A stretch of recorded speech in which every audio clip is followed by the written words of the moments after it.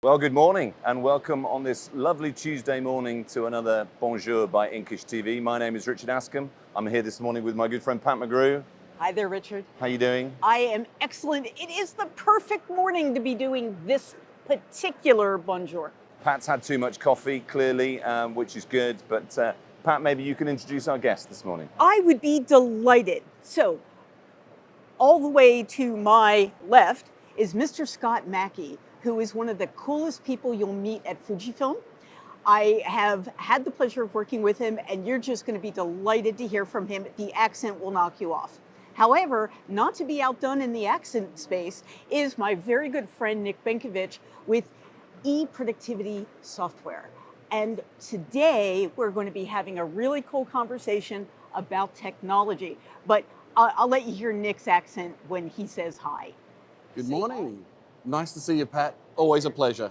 Always a pleasure. And Scott, I know that this is an amazing stand. I know that we're delighted to be here in the Fujifilm stand. And Richard, if you look around here, you'll find everything from print heads to amazing toner machines to amazing inkjet solutions. The innovation zone, which shows Fuji doing some really cool things, including 3D. We're just so delighted to have both of you this morning. What do you think, Richard? I'm just thinking color management. Obviously, the guys have done that with the blue shirts this morning, which is good of them. They got the memo. We read the memo. And just to differentiate, they're one stripes, one's check. I like that. Yeah. So it's all good. We thought we'd challenge the boundaries of television just to see if we Why not? And we're very grateful. make the cameraman work this morning. And tell me, guys, how's Drupal been so far for you both? Fantastic. I think great for everyone to be back together, right? And just being face to face, all the technology. We've had an outstanding first week. I forget what day we're on now, which is a good sign. I'm actually not sure what day it is right now, but it's just been so busy. Tuesday. And you're glad we told you your name as well. So that's The name part maybe was marginal, but we've had a fantastic time. It's really, I think there's a lot of people here, really seriously looking into the future as well and considering, what strategy is. And our stand, I think, leans into that a lot. We've got a lot of future tech on stand as well as existing stuff that's launched, stuff that's soon to be launched, and it's just been superb. Yeah. You? Nick? Look, it hasn't been the quantity of people. This is Drupal number 7 for me. It hasn't been the quantity of people, but what I'll say is the quality of people. The people are coming to solve real business problems. I was telling Pat earlier, after doing the software gig for 29 years at Drupal, historically we get people that, so tell me what you do, and they look at the sign and they try to guess. Now they're coming in with real business problems that they want to solve, and they want to solve them now, which is great, engaging conversations. I think the big change, and I've noticed this in the work that I do over the last few years, that the word solutions showcase has been used a lot, to describe trade shows in the past. But the visitors haven't necessarily known what their problem was that solution was for. But you and I were talking earlier, Nick, and they're now a little bit clearer in, okay, this is my problem, how can you help? And this show is really delivering on that. Yeah, absolutely. They walk in and they know that they've got a problem with scheduling. I'm outsourcing too much. I've got too much overtime. My capacity, I'm not managing well. It's a bag of spreadsheets. And it's people looking at, I've got it working in my business, but I know I can do better, and there's got to be a tool out there to help me do that. And they come in looking for that tool, solve that problem. So they've sort of narrowed the scope down. Now, what's interesting is as you have the conversation, they're also seeing more opportunities. So they're saying, this is the problem I want to solve. And while they're there, they're seeing other opportunities to enhance their business. So that's the consequential benefits that you and I were talking about visiting a trade show like this. And you find stuff you didn't know you were looking for. And I think this is why we get together. I know that every marketing manager has heart attacks when it's time for the big shows, right? You're looking at the budget, the people movement, the equipment movement. But when you get results from it, I think after 8 years, we kind of forgot that you do get results. It's been a while. So Scott, when you're talking to your teams, Are they having the same experience Nick is having, that it's these quality conversations? Yeah, even just yesterday we had great success. A customer I've known for a very long time, and meet them periodically, right? Year, month after quarter, and so on and so on. Exactly the same thing in that the market dynamic for him is very well established, very successful, and he's seen an acceleration in the change in the market, and he's needing to invest in digital. And so I guess that's an evidence track of all the data and all the chat that we have and what we think we're seeing. And direct customer conversation is, I need to do this, It's not an option, but I need to do this. The great thing is that we've got the tech there to answer, the problem, if you like. The solutions are available, and I think people are really, I feel everyone's really leaning into it. We've quite a different stand from 8 years ago. There's a lot of, the flexible packaging is an example, massive interest in that in the first week or so. And it is outstanding. And same, this press behind you and gloss coated, roll flat, everything. I won't go into it. But it's just that genuine lean in to, okay, that's the solution. I think everything, maybe the word I'm looking for, everything is so tangible now. It's either it's here now, it's coming tomorrow, but they also can see the beginning of how to adapt it into the workflow. There's a key word you said there as well, Scott, and Nick, when it shifts from want to invest to need to invest, that's a big move, isn't it? Yeah, I mean, look, and it's interesting. I'll hark back to the early days. When I came here, and you were talking about digital. When I came here the first time 29 years ago, this was an offset show, right? This was just offset land. And digital was a bad word. Digital was a dirty word. And now you come here and you see some of this amazing technology. I'm in the industry. I mean, I do this for a living, and I walk through this booth and I say, that's incredible. Yeah. I don't know how people can't be doing that. And the efficiency that they're able to get, and then they take that next step and says, that's great. I love what they're doing. I can see how that's going to benefit my business. I can diversify. That's a big thing. We're seeing massive diversification in the industry. And now they're coming to us and saying, okay, that's great, but I was this and I need to be that. And what are the software tools I need to have?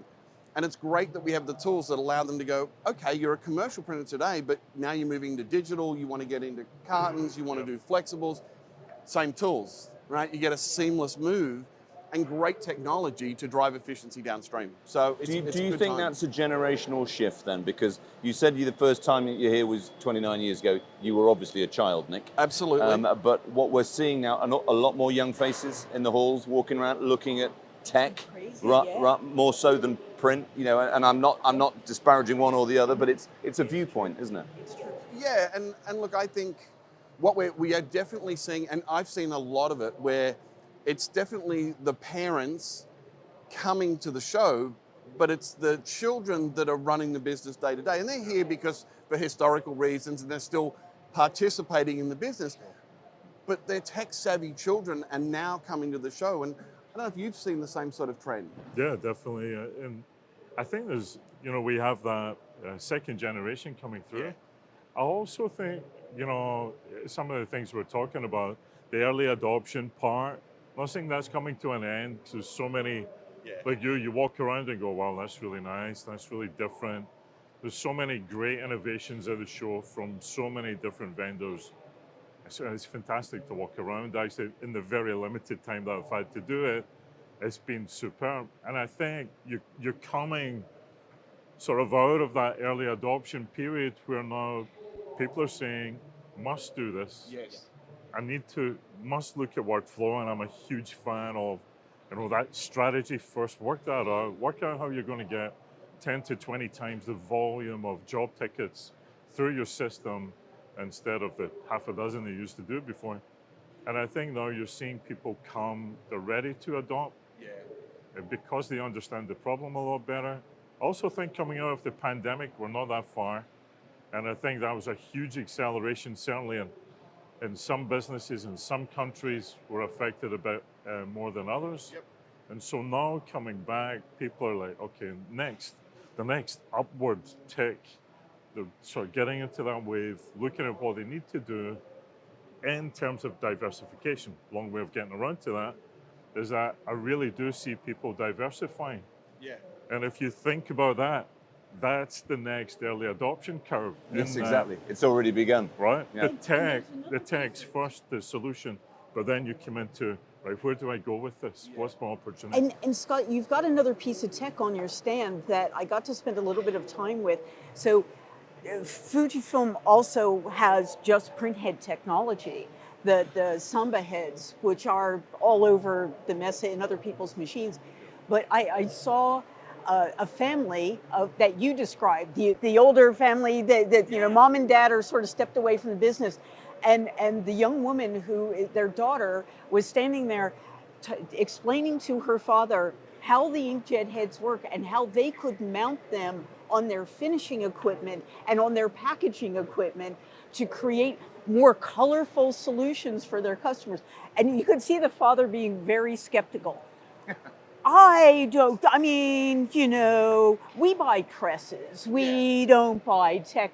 And she said, no, we need to be looking at what we can do to be different from the people we compete with. And she was putting her foot down as like, you know, if I'm taking over this business, we're going to be looking at something else.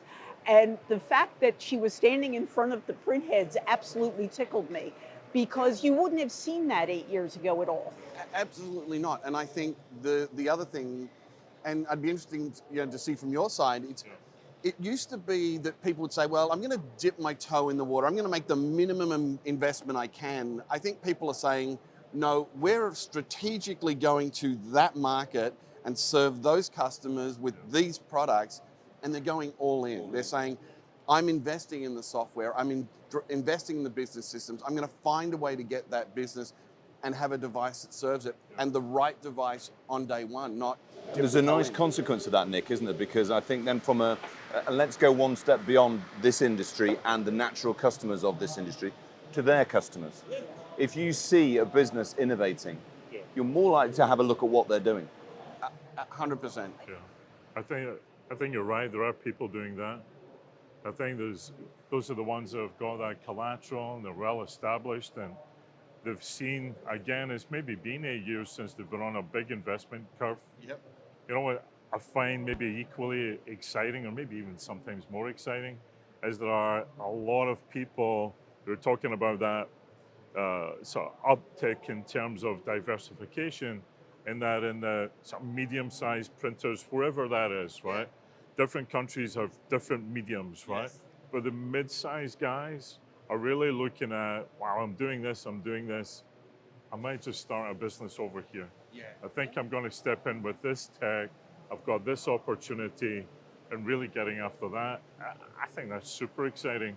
And that early adoption, again, will really start to transform the industry more and more, because we see, you know, you get to talk about the specifiers, types of applications that are coming downstream.